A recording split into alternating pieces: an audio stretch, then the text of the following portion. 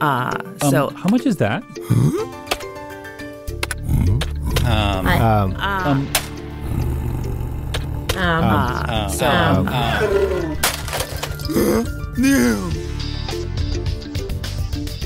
Welcome to the Podcast Editors Mastermind, the podcast for podcast editors and professional podcast service providers that want to focus on the business side of podcast editing and providing that service to your clients. Today, we've got a topic that we think is going to be really valuable because it's something that we've struggled with from time to time. And it's all about making sure that as you're editing, you don't allow the editing to take over your life, that you have a business and a life and a family, and you don't look back 20 years from now and have your kids or your cats hate you forever because you didn't spend any time with them. Before we get to that, though, we are going to take just a second and introduce ourselves. I'm Brian Itzminger. You can find me at toptieraudio.com, and to my side is... I'm Carrie Caulfield Eric. You can find me at yayapodcasting.com or on Instagram at Carrie Eric. And I am Daniel Abendroth, and you can find me at rothmedia.audio. And like the thing says on the screen, we are talking about time management tonight. I would like to mention that there are only 3 of us tonight. As we shared on the last episode, Jennifer's had to take a step back right now. And so if you are interested in being a guest co-host for this show, we would love to talk to you about that opportunity.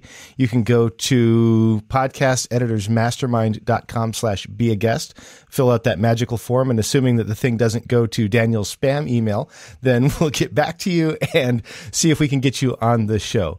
So this week's topic is one that actually came up as we were talking on the last episode, as we were recording. We were talking about some of the challenges, and one of the things was around imposter syndrome and feeling like you maybe always have to be working so that you can, in quotes, kind of crush it, but then not having a healthy life. And so we had a little bit of an interesting discussion. We think this is something that a lot of people struggle with. We're wondering maybe if this will be valuable to you as well. So I think as we kick this off, I think, Daniel, you were the one that shared in the last episode first about like how imposter syndrome has you kind of wondering about this and like some of the struggles that you have. Do you mind taking just a minute to kind of talk about what you'd shared before? I don't even remember what I shared before. Perfect. Yeah. So, but a lot of the time, like you see other people like doing things, like they're releasing courses, or you see them active on social media. And then it's like, I look back and it's like, I'm not doing anything. Or it feels that way, at least. Like I'm just so focused on like doing the business, but then I'm not doing things. So one of my goals is to like build the business, but also build my brand. So I'm seen as like an authority in the podcasting space, as well as the authority on using Reaper for podcast editing. But a part of that is like being active on social media, and I'm just not doing that. And so it just feels like I'm missing out as I watch other people like just completely kill it, at least on the outside on social media. Whereas like I'm over here just like looking at my Instagram that I haven't posted in like 2 years and just feeling guilty about that. So that's why I don't share my Instagram handle, because there's nothing there. Well, so to me, what it sounds like you're saying is that aside from all the client work, there are all these other like marketing tasks that you feel like you need to be doing to build your reputation, build your standing, and then these kind of networking things and, you know, parallel products that you want to create. Yeah. Or like I'll be scrolling through Facebook and I'll see an ad of somebody that's promoting like their podcast editing service or whatever. It's like, oh, why am I not doing that? Oh, yeah. I know exactly.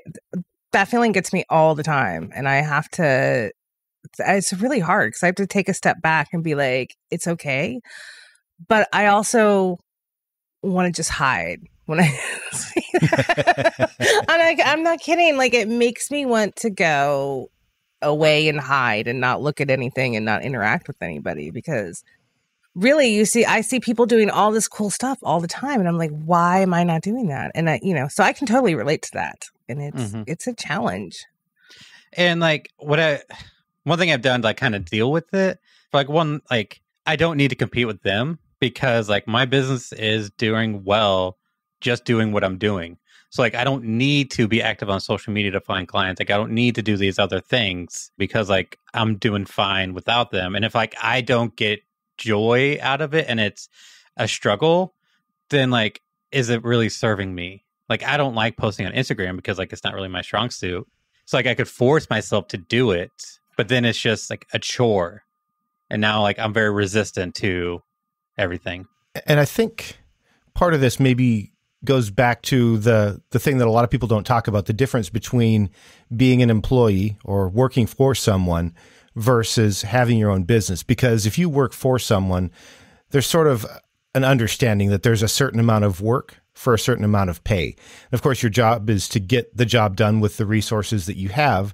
But at the end of the day, if you have to decide along with the person that you work for, you report to, hey, this is what I can get done. And so these are the expectations to be met. So for example, for my day job, I have a certain amount of work that I'm expected to accomplish, and we stay in conversation about how I'm progressing against that. But there's no guardrails as an entrepreneur that say 40 hours or 50 hours or 60 hours and you're done. And on the one hand, that's sort of true in the sense that you'll probably always be thinking about and working on your business in your head, even if you're not like sitting at a computer doing stuff. But if you'll let it, it will take over your life, and it'll be, instead of having a business, the business will have you. And I think that's something that I've noticed, and I try to be careful about as I'm balancing work and family and also owning a business. And for me, it's a real challenge. I know that I've I've occasionally, maybe often, gotten it wrong. So like early on a Saturday morning, the kids are up and I've got a deadline that I want to get done. And I'll have, one of the kids will come in and want to talk to me, and I'll be like, hey, we can talk for a minute, but I need to get this done. And they're like, what, Dad, why are you always working? And I don't want to model an unhealthy lifestyle for my kids, but at the same time, there is a reality. There's an amount of work that needs to be done with what I'm doing.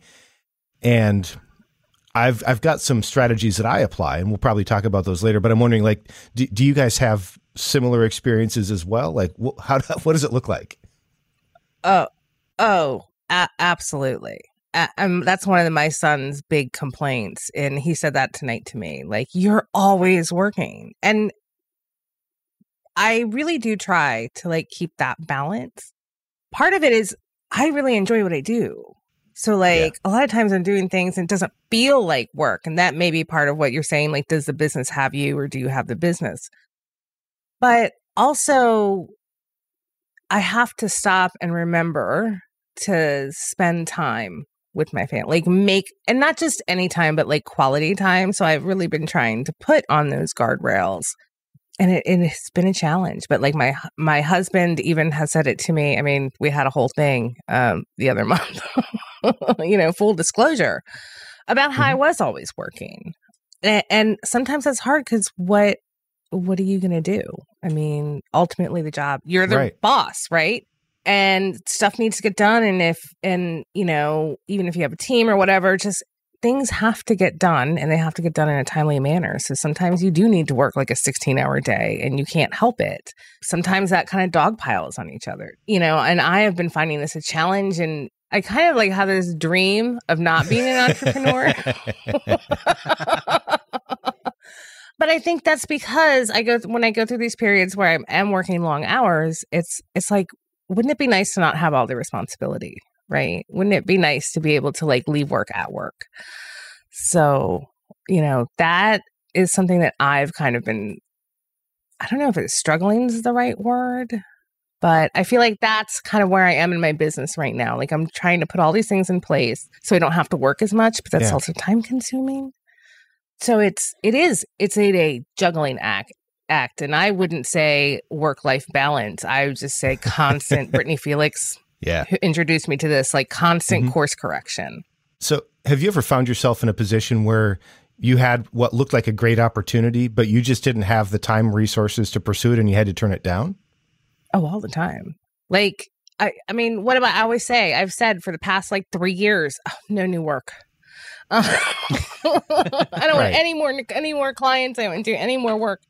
And I kind of, had to deal with this recently. I had to ask myself with this new project, like, do I have the bandwidth to do this?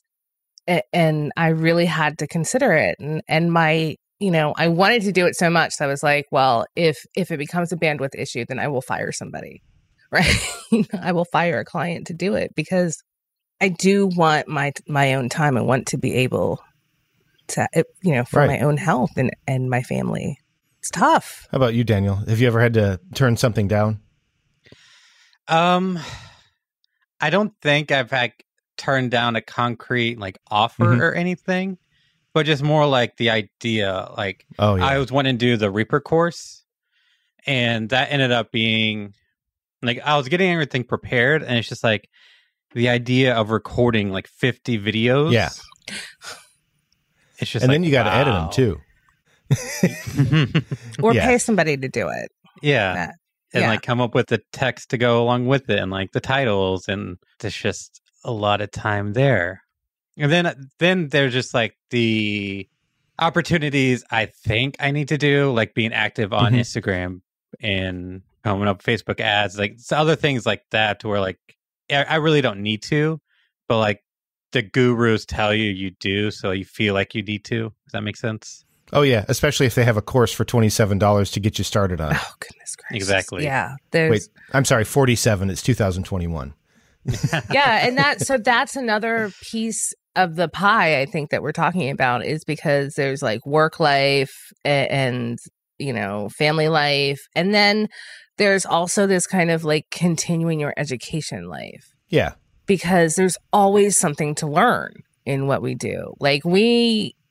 Any entrepreneur, most of us didn't go to business school, right? We're learning this on the fly. And there's a lot of stuff, especially in our work, that you can't necessarily go take a course on either. So it's a lot of having to research and having to ask people and figure it out on your own. But do I need a Facebook ad course? Right? Do I need to take one? Or, I just invested in a year's worth of podcasting education. Really helpful, but it was really, I did turn down work during that time, and it was a challenge to get it all done. It really was. So do you have a structure that you look at to say, okay, a certain amount of my time, let's say 10%, I'm making up a number, goes to continuing education, and then the rest goes to something else? How do you... No, that's I'm not that organized, Brian. Well, I'm not either. I'm working on it. That's why I'm asking. This is as much learning for me as anybody else. Something that I started therapy, and one of the things that, to address, I actually went to see a therapist to help address with these problems that come up in entrepreneurship, conflict it creates with family and the work-life balance thing, because it is that much of a challenge, right? And I don't want it. I'm getting older, so my health is very important. One of the things that I realized, and I kind of knew this in the back of my head, is that I'm very spur of the moment. I just be like, oh, this is really cool, and here's the opportunity, and I'm going to do it, right? I don't necessarily think it all the way through, and how much time it's going to take, and what that's going to look like. And then I always underestimate how much time. I'm not good at time. Well, you're the only person that never estimates time, right? Correct? Oh, wait. No, that's me too. Yeah.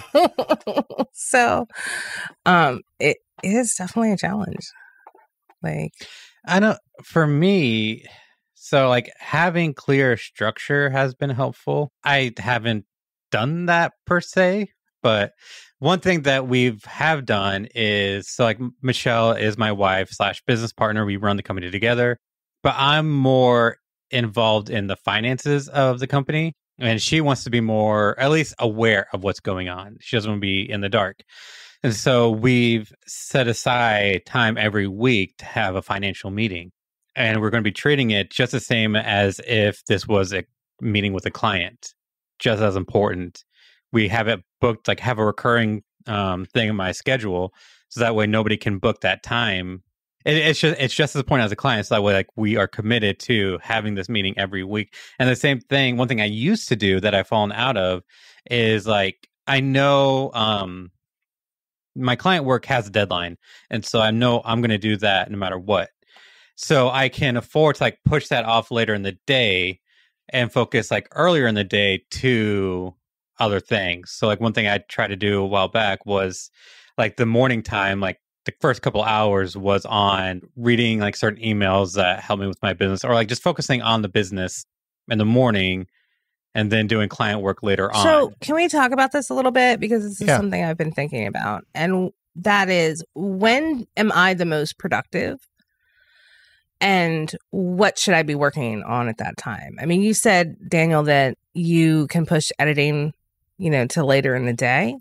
Well, I can't. Like, if I wake up early, and I can get a lot of stuff done before, like, from like 9 to 2. I can take care of all the client work, and I edit faster.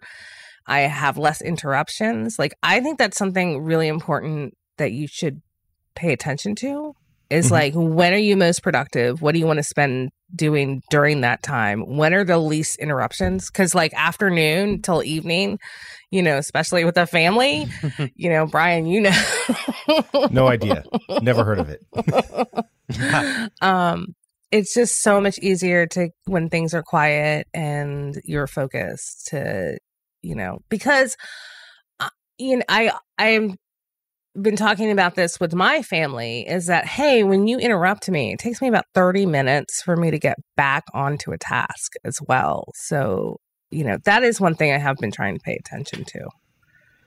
So one of the things that you guys have talked about, I think, is something that we probably need to bring up, because as a podcast service provider, there's a tendency to think that what I do is edit, right? But that's only one out of 5 or 6 big things that you do in your business, right? So there's current client work. There's the potential to build something for the future, coursework or things that could be recurring, giveaways. There's business development. There's general administration.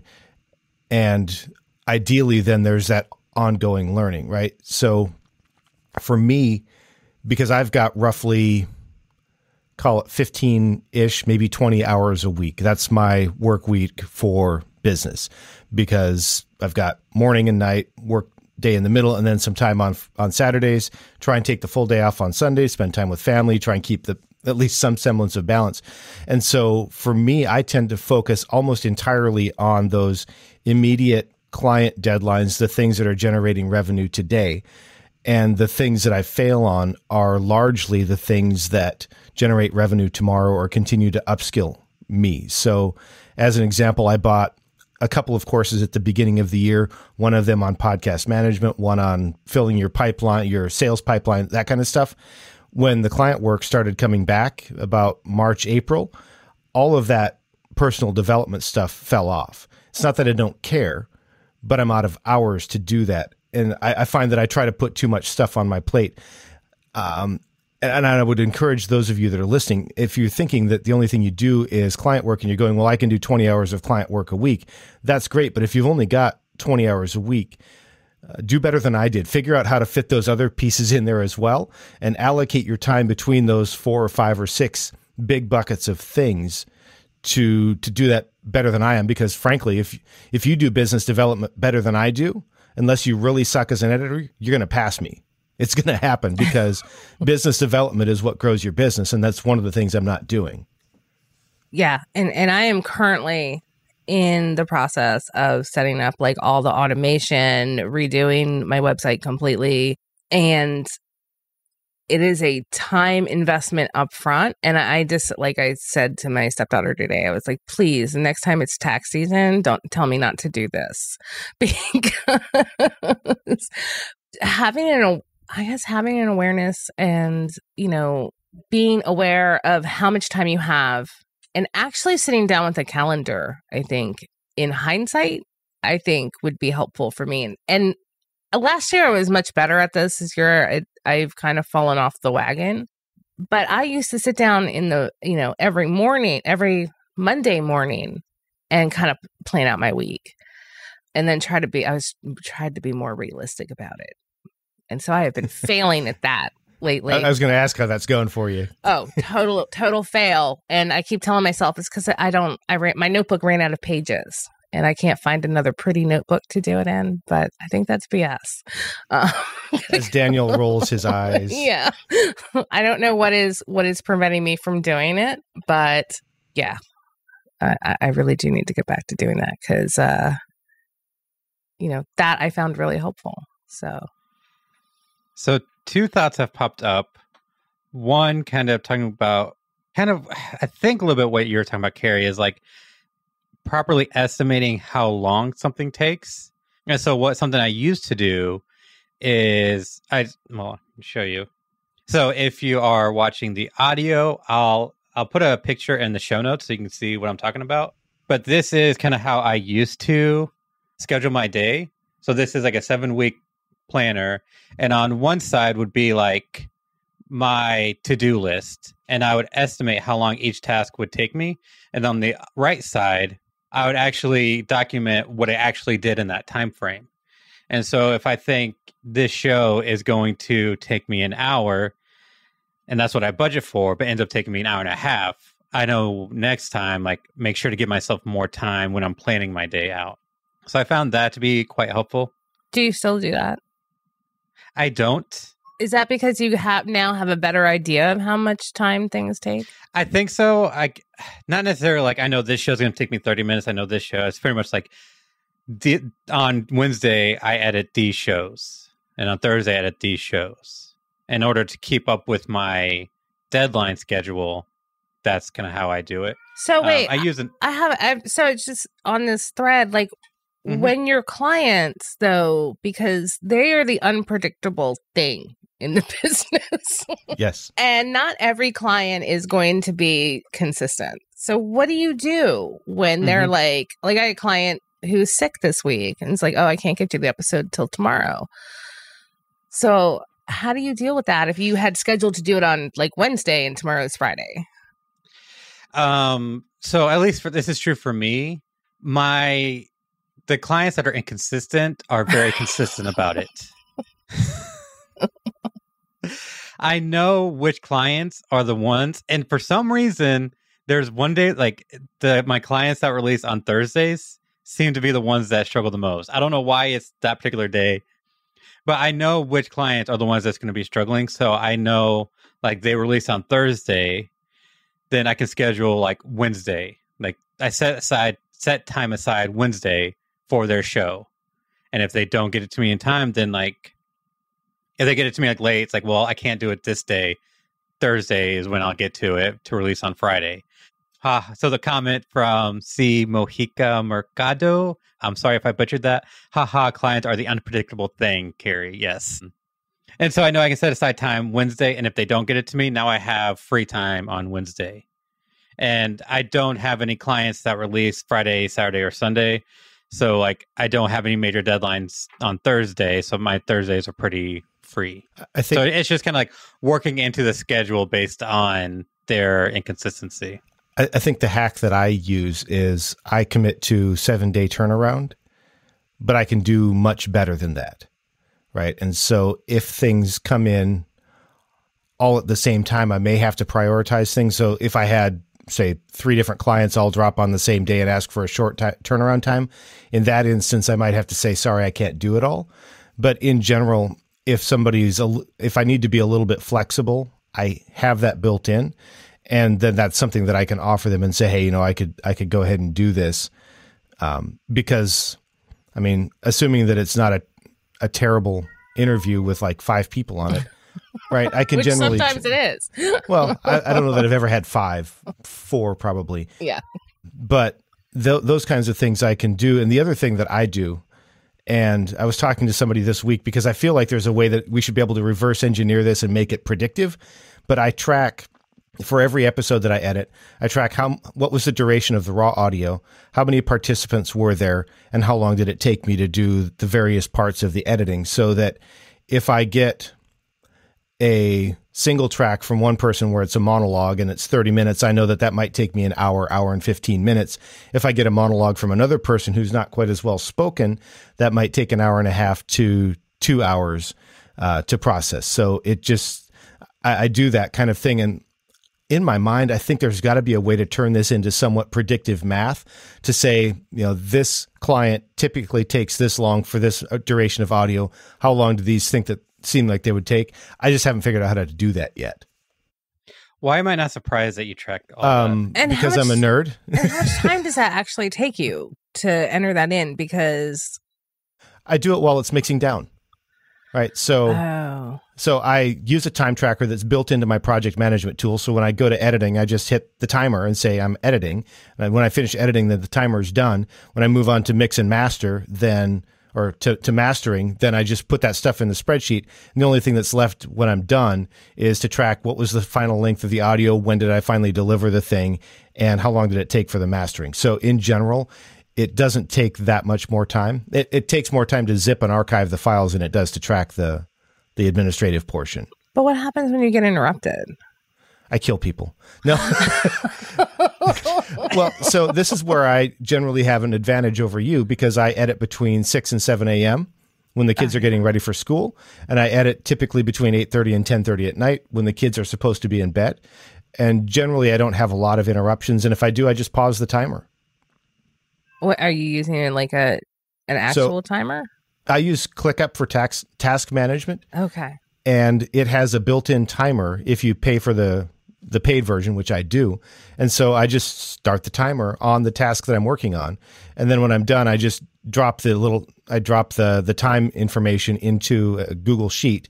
So you want to, so let's go with the Tim Ferriss thing, right? If there's something that needs to happen, eliminate what doesn't need to happen, automate what you can, delegate what's not important for you to do, and then you only do the rest, right? So for clients, I have as much set up to automate through Zapier or whatever. So I have a client that uses Trello. As soon as she drops a card on the thing that says this is for Brian to do, it creates a task for me in ClickUp, and it creates a record for me in Google Sheets. And so then between those two, I can use ClickUp to track the stuff, and then Google Sheets is where I then archive the information. Does that make sense? Yes. Yeah. But speaking of time management and things that need to be done, I think that you should release or sell all these spreadsheets you talk about because I couldn't even begin to imagine how to make them. Yeah. I mean, sadly, it's nothing special, but maybe. I think it's very special. Okay. I am not. It's not special to you because you take that knowledge for granted. You are. We are not spreadsheet gifted like you are. Yeah.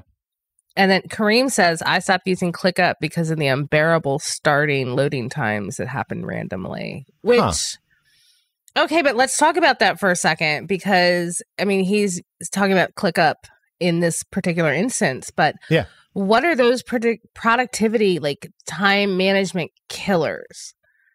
Right? So I'm thinking like when I was dealing with the latest Windows update, right? Oh, it was absolutely horrible because my sound would go out every 5 minutes or every time I put a plug in Audition. So I think probably the worst time management killer for me is when a client decides they want to reorder their episodes. So they want to insert something in. So I have a client who's typically a couple of months ahead, and every once in a while he'll want to drop an episode mid-cycle, right? So it's not necessarily change the dates, although it could be, but it's also like reordering everything. And because I have tracking in ClickUp and tracking in Google Sheets, and then I also have the project folders on my computer, I have to go back through and make sure that everything is renamed properly, or there's about 100% chance I'll be editing the wrong thing at the wrong time, right? Because I set the system up so that as long as I do a little bit of management of the system can manage me. So I know that I'm on episode 52 because that's what ClickUp says. So I go to folder for episode number 52. All the files are there and ready to go because they've just been sitting there hanging out waiting for me to work on them. If I don't keep that stuff aligned, I mean, that's like easy 30 to 45 minutes to reorder stuff and make sure that it all stays in order. And that's where my system breaks down, right? Is when something's in there and it has to be updated. And I don't have a fix for that because it's not all synced. I don't know of a way to update a task in ClickUp and have it update a specific record in Google Sheets because there's nothing in Zapier or any other tool that says this is the one you need to monkey with. Right? It can create a new one, but it doesn't know what to do with the other stuff. Right. Yeah. What about you, Daniel? It used to be the interruptions. So my wife and I work together, like I mentioned earlier.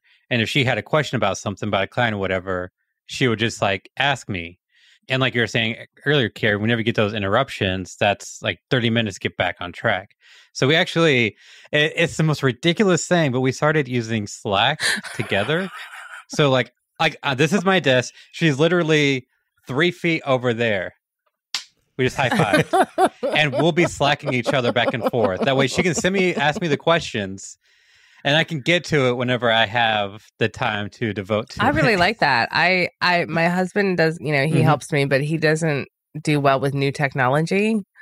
And because I tried Slack, and that's kind of what I was hoping for, but that didn't quite work out that way. So kudos to you. Yeah, and the other thing for me is burnout. Oh. So like I don't have kids and I work with my wife. So there's the work-life balance like doesn't exist because I don't really have a separate life outside of work because my family is part of my work.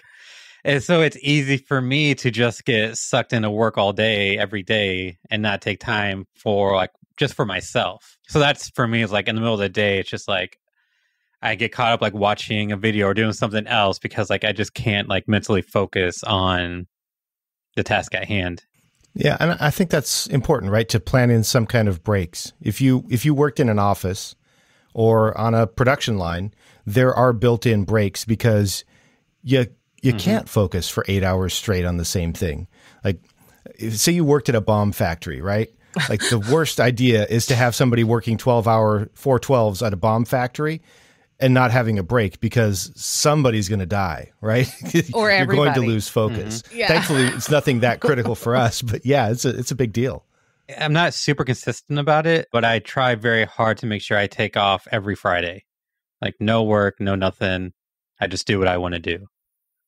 Yeah, even though I'm not so well organized, I will plan. If I know that a client's going to be late or something is going to need to be done on the weekend, then I'll take a weekday off, right? Like today, I did a couple hours of work and then, played Call of Duty because that's my new thing. Oh, is it? And then I showed up here, right? Nice. Because I know that there are things I'm going to need to be doing on Saturday, and I have like coaching on. I do coaching on the weekends, and so I make sure that I have that time because that avoids if you work 7 days a week for like 7 days or 14 days, you're just going to hate your job. You're going to hate what you do, and you're just going to want to hide from it, right? Because and that doesn't help you make money. It doesn't help you feel good about anything. So it doesn't help your health. So I think that burnout thing is really important to like in taking breaks. Yeah, to make sure that you have some self-care going on, not even just with your family, but with yourself. Right? Get out, go take a walk, go outside, see the flowers, go outside. And that was the position I was in. Was like 7 days a week for months. And being self-employed, I set my own schedule so I can take like, if I want to take a 3-hour lunch and just kind of like chill and watch YouTube for a while, like I can. So I was kind of getting through by just taking like little bits of time throughout the day and like late at night, I would do my own thing. But yeah, you can only do that. Do you ever feel guilty about taking breaks though? I'm curious if you guys.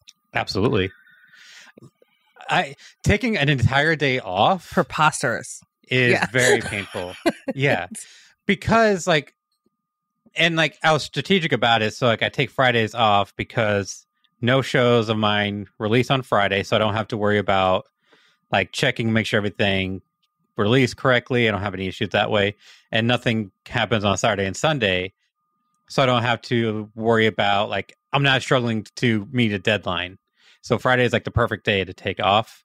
But even still, it's like, I'm doing this thing for myself, but I could be working ahead on these shows that are coming out next week. I could be fixing issues on my website. I could be doing this, and this. Like, it's really hard. And especially whenever like emails don't stop just because you take a day off. But that's another great question, because those boundaries, what I find is like, I am not wanting, when I'm like taking time off, I do not want my phone near me.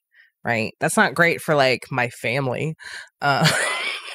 Because I don't get their like messages or phone calls, but because I see those emails coming in, the notifications, and God, I don't know how to use my iPhone very well. I'm going to need somebody to teach me. But I get like sucked back in so easily. So what do y'all do for that?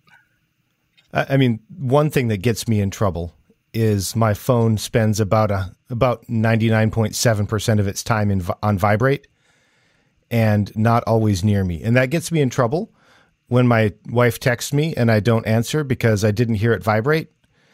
But also I've turned off a lot of the notifications that would normally interrupt you. So I don't get email notifications on my phone. I don't get Facebook Messenger notifications on my phone. I get some of the normal annoyances that come through because like some of the apps won't let you turn one thing off. You have to turn the whole thing off. And so because of one value-added haptic, I have to leave all the crap on. Thank you, Twitter. But but that stuff notwithstanding, that's one thing is I leave it on vibrate. And then if I really need to focus, I may put it in do not disturb mode. I don't really like the whole power it off, power it back up thing. That for me is just a pain in the can. I don't know. What about you, Daniel? I don't know if this is the right answer, but because sometimes there are fires to put out on my day off and I do want to like still be connected. So if like a client comes back saying like, hey, there's an issue with this episode, part of my customer service or like the value I offer to my clients is like being able to take care of those things. So I do keep my phone and keep my emails, but I feel like I've gotten better. What's that? You have a VA, right? I do. Okay. But she doesn't handle that kind of thing. I haven't gotten to the point where I can trust a third party with the login credentials to my clients, like media hosts. So I still take care of all that. I guess I was thinking like if you could have your VA is male or female, I don't know. Female. Okay, it's her. I just wanted to use the right pronoun. So if she could take those communications and pass on to you the things that are urgent based on like issue with a client's episode, something like that, and have her be that contact, then maybe you don't have to have your phone available. You could have a way set up for her to contact you if it's critical. The issue with that would be I don't set her hours. Okay. Because she is a contractor. Mainly like she works before me in the day. Right. So that way like she can verify. So she checks like all my episodes. Like I schedule for release in the morning. She listens through and checks like make sure I didn't leave a long pause or just any kind of just like a final quality check. And she does that before I start my day. So that way, whenever I get going, and then she also goes through my email and like sorts through what's important and what's not. So like she works early in the morning and isn't always around later in the day. Gotcha. Yeah, that's one thing that's and tough. She's not like on call. Yeah. Well, that's one of the things my husband does is he'll check. He gets up so early in the morning, earlier than Brian. And so he will check the inbox. And if there's something important, he will wake me up and I will deal with it. But Harim says, during work, I turn off all phone notifications and only check my email once every 2 hours or so. And I try to, so I honestly don't know. I've turned my notifications off and I don't know how to make my phone make sound again for any kind of alert, except for the alarms. I do not know what I'm doing. Perfect. Yeah. So it's always wrong. It's never, a sound when I want it and no sound when I don't want it. Also, I have started, besides my husband checking email, so I will check my email like at the beginning of my day, before lunch, and then at the end of the day.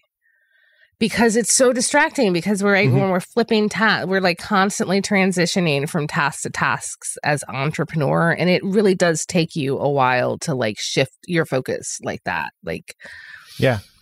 And that's a definite hack. So when I say I get up and I work from 6 to 7, I don't have my email open. Right. And it's not And honestly, it's become such a habit now that I don't even think about it. Early on, I had to remember not to do that. But once you get used to it, like it can be really nice to get that first hour-ish in and have that part knocked out. I think one of the things that we're kind of talking around and maybe just haven't said expressly is that as a business owner, as an entrepreneur, it can feel like everybody's in charge of your time.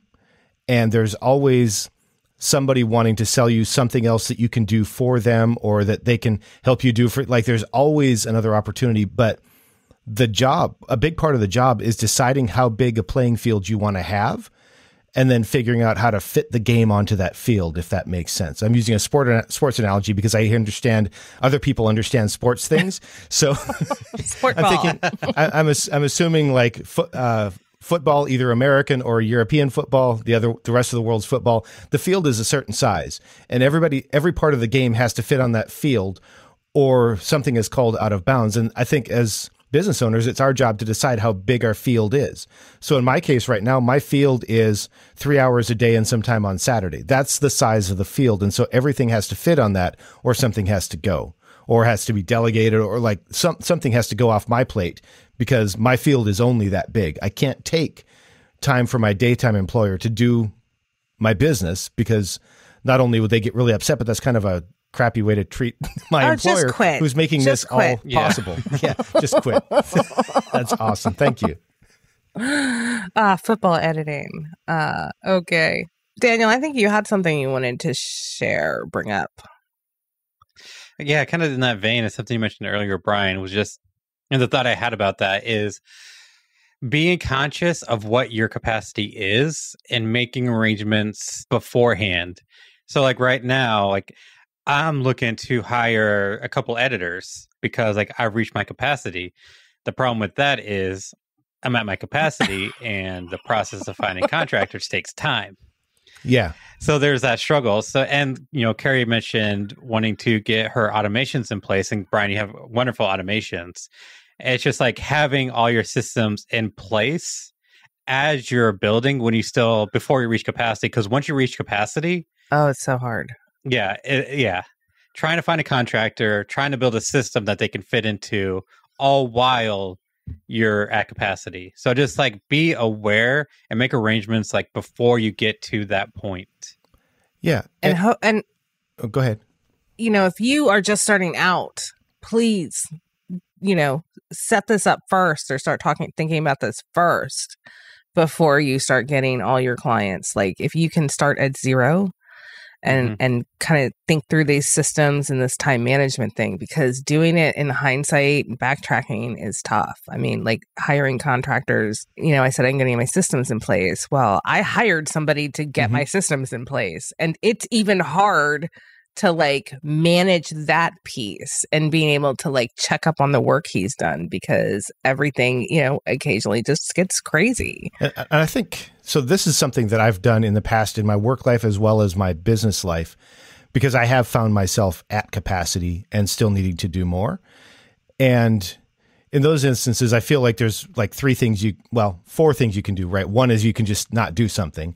Another is you can just try and push through. But if you really want to make a change, you either try and find the highest leverage thing to make progress on. So in your case, getting your business systems in place or whatever, or finding the one thing that'll deliver you a little bit of time every day that doesn't take long to knock out. And my recommendation is actually to do the one little thing a day. So maybe you can't automate your entire thing, but there's a portion that you can automate, or there's a portion that you can pass off.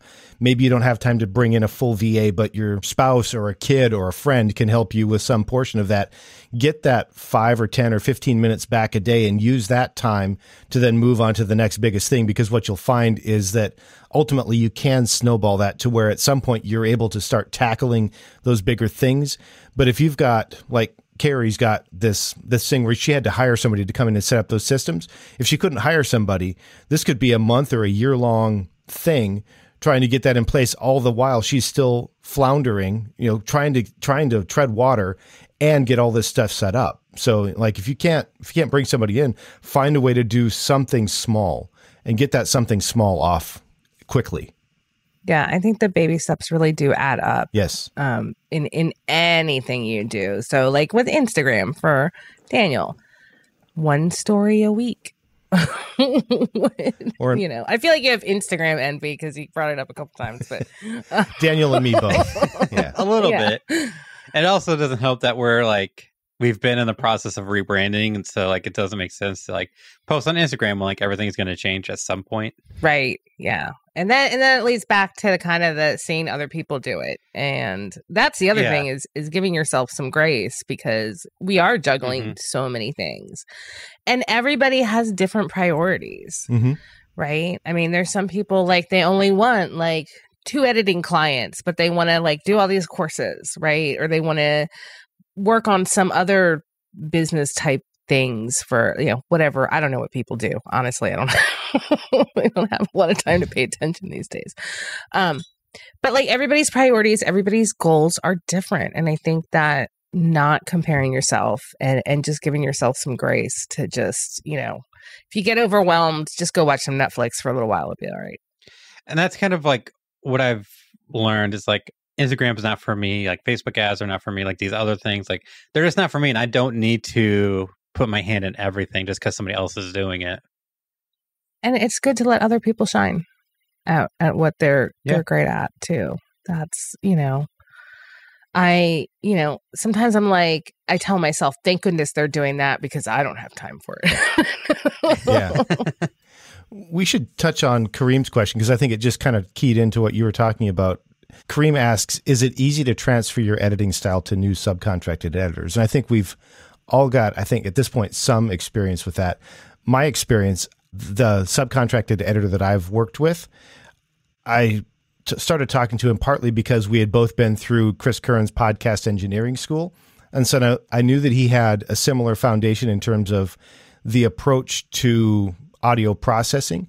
And then the way I talked with him about it was we went through a couple of rounds where I would say, okay, here's what I'm looking for, send me back, and then I'll send you revisions, right? And so it took a couple passes the first couple times until he got an understanding, because it's really easy to say, I want you to cut 85 to 90% of the ums and leave in the breaths, but shorten the silences, but not too much. Like that starts to get really weird. But as you start doing it and it's not me coming back and saying, I'm sorry, you got this wrong. It's me saying, I probably didn't explain this well, or this is what I meant. And that, you start to develop a feel, because it isn't easy to say this is specifically what I do. What about you guys? I would say in a lot of ways, no, it's not easy. Right? Because everybody, unless you are in a situation where you're learning together or you've been trained to do it the same way, I think everybody has a different style. They have a different ear. And there's actually a lot of conversation that has to go on about how you like things done, how your clients like things done, because even that's an added layer because your clients have their own style. And then I think it's just a process. Managing people is also time consuming. So there's actually, it does make your life easier in the long run, but there is work that goes along with contracting out people. So I wouldn't say it was easy. I'd say it's helpful, but not easy. How about you, Daniel? I would say I haven't actually hired an editor yet. Okay, so that's I right. can't really. But you've interviewed some people, right? Or at least talked to some people? I've started the process. I've gotten applicants, and then I haven't had the time or bandwidth to move forward too much with that. Okay. Well, go ahead, Carrie. I just want to add that, like, when you find those right people, it's a wonderful, wonderful thing. Like, I trust my editors with everything. I know they'll ask questions. I know they'll give good feedback. I know they're going to, get things done, be timely, be dependent. Like, that's amazing, where I can just be like, I know Alejandra's, I don't have to worry about this because Alejandra's got it. Right. And I can take the day off because Alejandro and Mike, so yeah, it's absolutely wonderful. Thank you for chiming in, Jennifer, who's saying, I'm too busy to keep up, but too lazy to manage other people. It is some work. It is some work. It is. But that's also a point, going back to what your capacity is.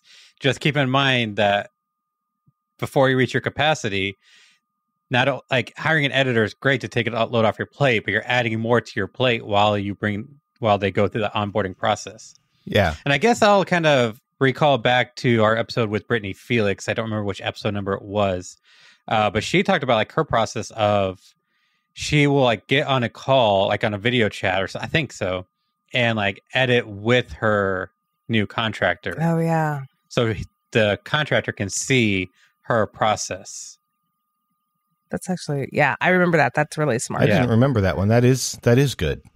It's Brittany Felix. I think she mentioned it on this show. It might have been somewhere else. Like no, it was. I remember. I'm gonna hope it was our show. Yeah, she. No matter what she's on, she's always dropping gems. So it's hard to keep them all. Yeah. We just need to put her in a bottle. So Kareem says that his experience has been with graphics and illustrations, and he wasn't even able to start to subcontract his own style. And I think that's true of any client work. You always got to follow the boss's style. Yeah. Even when they're wrong. But also keep in mind that there's not one way to do anything. And just because like a subcontractor isn't doing it the same exact way you would do it, doesn't mean that it's wrong or inferior. And I would add to that, I think it's a little bit different with editing somebody else's content as opposed to creating your own, right? So the way I understand graphic design is I'm starting with maybe a design brief or something, and I've got to create something out of nothing. It's different to approach the editing portion and say, so if you think about like developing film or something, there are different ways you can develop film, but the photo's already been taken. It's just a matter of drawing out what you want.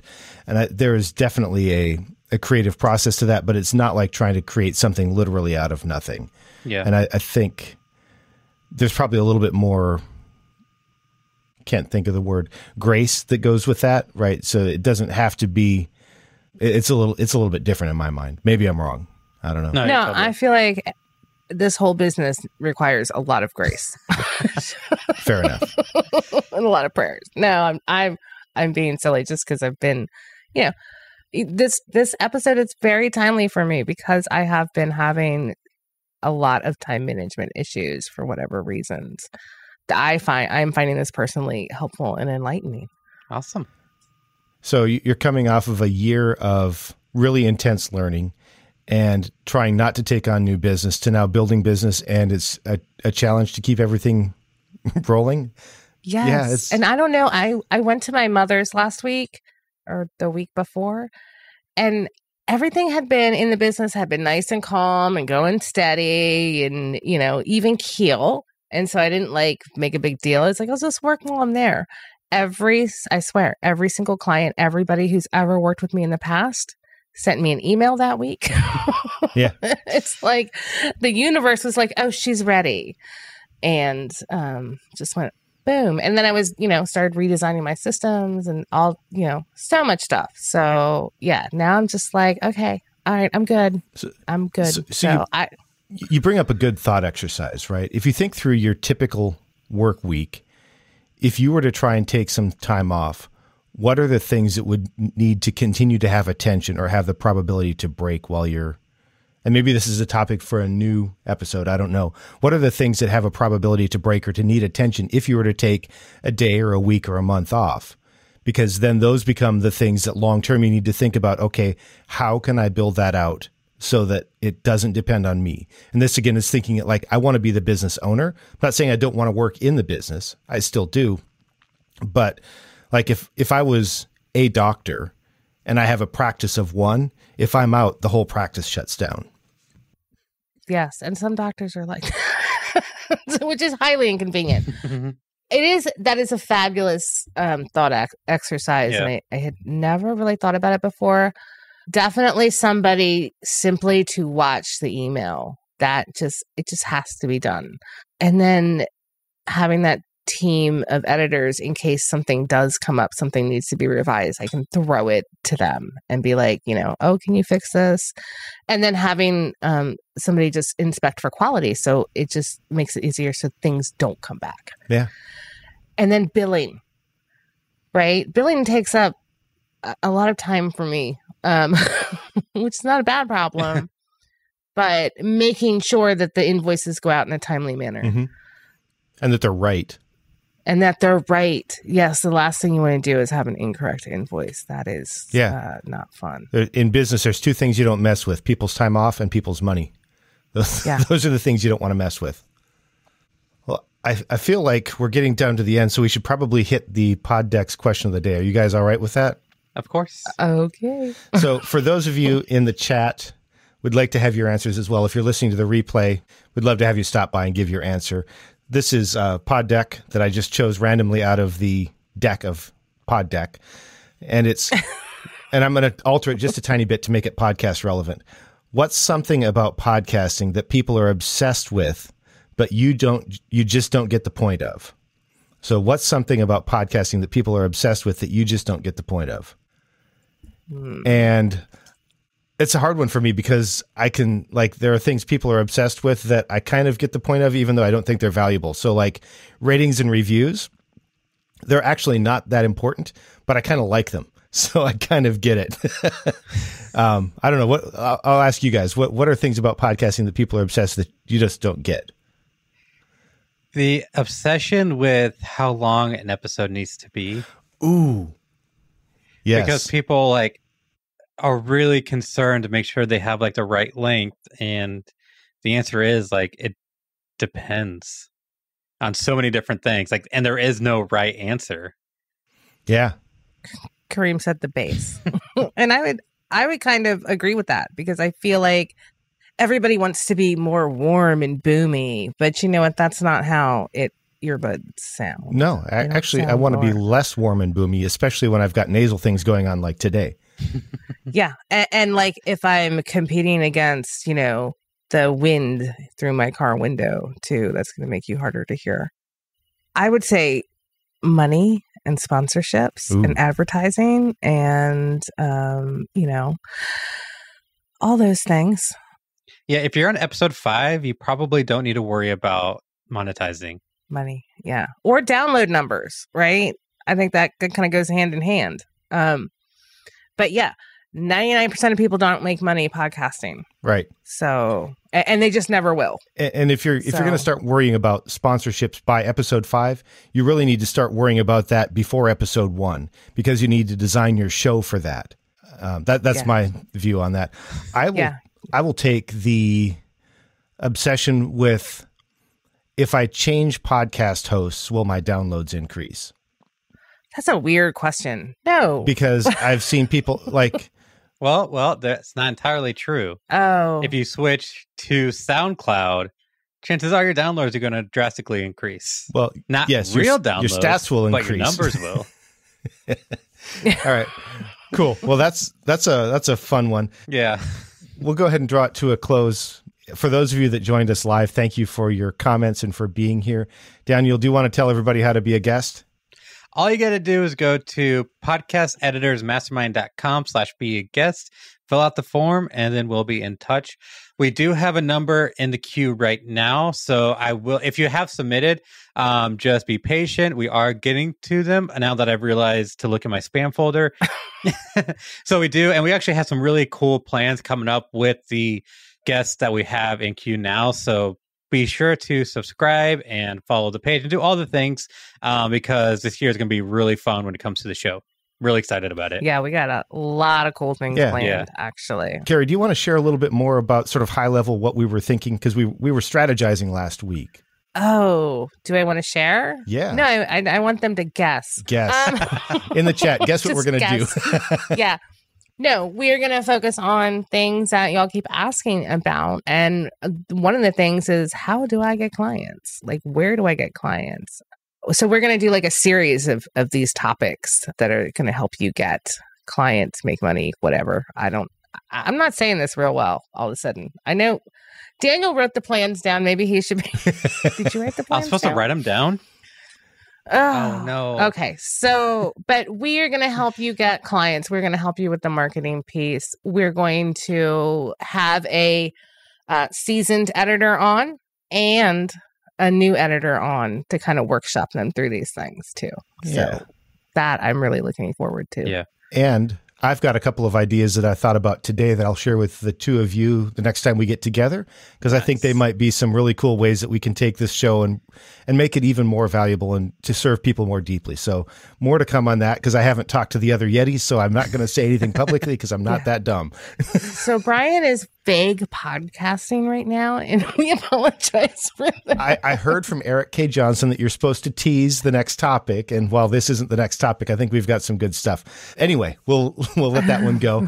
This has been our discussion about how to balance your life with your podcast production. If you haven't noticed, we've definitely got it all figured out, or else we're still figuring it out. And I am Brian Ensminger. You can find me at toptieraudio.com. Beside me is... I'm Carrie Caulfield. Eric, you can find me at yayapodcasting.com or on Instagram at Carrie Eric. I'm Daniel Abendroth, and you can find me at rothmedia.audio. And if you're, I'm going to say one more thing. If you are not a member of our Facebook group, come and join in facebook.com/group/podcast editors mastermind. There have been a lot of great conversations in there, and you'll get the skinny on what's happening, and also subscribe to our newsletter. It's found on our website, podcasteditorsmastermind.com. Yeah. So thanks everybody for being here. We appreciate you in the comments, and also look forward to hearing from you more in the group. Talk to you later. Bye. Bye. So how much is that?